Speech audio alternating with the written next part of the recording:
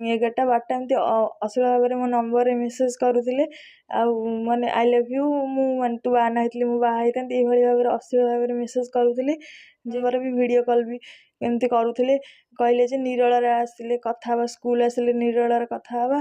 ତ ସେ ଜଣେ ଏମିତି ମାନେ ବାରମ୍ବାର ମେସେଜ କରି, ମୁଁ ଗୋଟେ ଝିଅ ପିଲା, ମାନେ ମୁଁ ବିଚଳିତ ହେଇଯାଉଥିଲି। ମାନେ ମୋ ମନ ବି ସ୍ଥିର ନାହିଁ ଏଭଳି ମାନେ ଖରାପ ମେସେଜ କରିବା। ତ ଆମ ଗାଁ ସ୍କୁଲ ରଘୁନାଥଜୀଉ ବିଦ୍ୟା ମନ୍ଦିରରେ ଅକ୍ଷୟ କୁମାର ନାୟକ MSc ଟିଚର, ଷଷ୍ଠ ସପ୍ତମ ଶ୍ରେଣୀର ଟିଚର। ମୁଁ ବି ତାଙ୍କ ପାଖରେ ପାଠ ପଢ଼ିଛି ଛୁଆଟା ବେଳୁ, ମୁଁ ତାଙ୍କୁ ଜାଣିଛି ବି। ମାନେ ସେ ଏମିତି ରାତି 11ଟା 12ଟା ଏମିତି ଅଶ୍ଳୀଳ ଭାବରେ ମୋ ନମ୍ବରରେ ମେସେଜ କରୁଥିଲେ। ଆଉ ମାନେ ଆଇ ଲଭ୍ ୟୁ, ମୁଁ ମାନେ ତୁ ବାହା ହେଇଥିଲି ମୁଁ ବାହା ହେଇଥାନ୍ତି, ଏଇଭଳି ଭାବରେ ଅଶ୍ଳୀଳ ଭାବରେ ମେସେଜ କରୁଥିଲେ।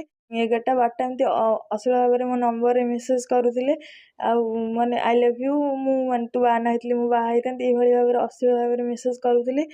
ମୋର ବି ଭିଡ଼ିଓ କଲ୍ ବି ଏମିତି କରୁଥିଲେ। କହିଲେ ଯେ ନିରୋଳାରେ ଆସିଲେ କଥା ହେବା, ସ୍କୁଲ ଆସିଲେ ନିରୋଳାରେ କଥା ହେବା। ତ ସେ ଜଣେ ଏମିତି ମାନେ ବାରମ୍ବାର ମେସେଜ କରି, ମୁଁ ଗୋଟେ ଝିଅ ପିଲା, ମାନେ ମୁଁ ବିଚଳିତ ହେଇଯାଉଥିଲି।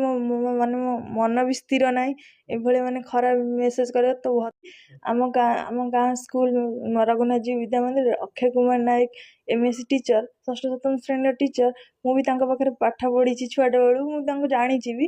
ମାନେ ସେ ଏମିତି ରାତି 11ଟା 12ଟା ଏମିତି ଅଶ୍ଳୀଳ ଭାବରେ ମୋ ନମ୍ବରରେ ମେସେଜ କରୁଥିଲେ। ଆଉ ମାନେ ଆଇ ଲଭ୍ ୟୁ, ମୁଁ ମାନେ ତୁ ବାହା ହେଇଥିଲି ମୁଁ ବାହା ହେଇଥାନ୍ତି, ଏଇଭଳି ଭାବରେ ଅଶ୍ଳୀଳ ଭାବରେ ମେସେଜ କରୁଥିଲେ।